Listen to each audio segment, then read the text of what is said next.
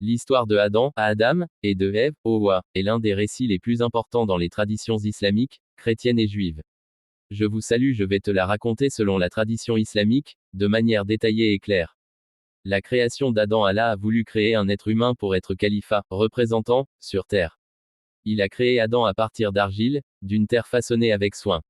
Ensuite, Allah lui a insufflé de son esprit, lui donnant la vie.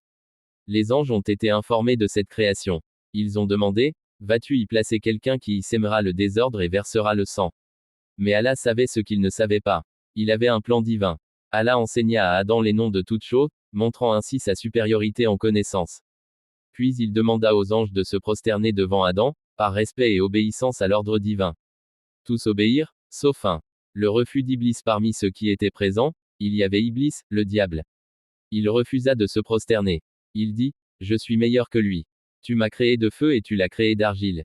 À cause de son orgueil, il fut maudit et chassé de la miséricorde d'Allah. Mais il demanda un délai jusqu'au jour du jugement pour égarer les humains. Allah lui accorda ce délai comme une épreuve pour l'humanité. La création d'Ève. Ensuite, Allah créa Hawa, Ève, à partir d'Adam pour qu'ils ne soient pas seuls. Ils vivaient ensemble au paradis dans la paix, la joie et l'abondance. Allah leur dit, mangez de tout ce que vous voulez dans le paradis, mais n'approchez pas de cet arbre. C'était une épreuve simple. La tentation. Iblis, jaloux et rancunier, tenta Adam et Ève. Il leur murmura que l'arbre leur donnerait l'immortalité ou un royaume éternel. Finalement, ils mangèrent du fruit interdit. Aussitôt, ils réalisèrent leur erreur. Leur nudité leur apparut et ils commencèrent à se couvrir avec des feuilles du paradis. Le repentir. Contrairement à Iblis, Adam et Ève reconnurent leur faute. Ils demandèrent pardon à Allah, Seigneur, nous nous sommes fait du tort à nous-mêmes. Si tu ne nous pardonnes pas et ne nous fais pas miséricorde, nous serons parmi les perdants.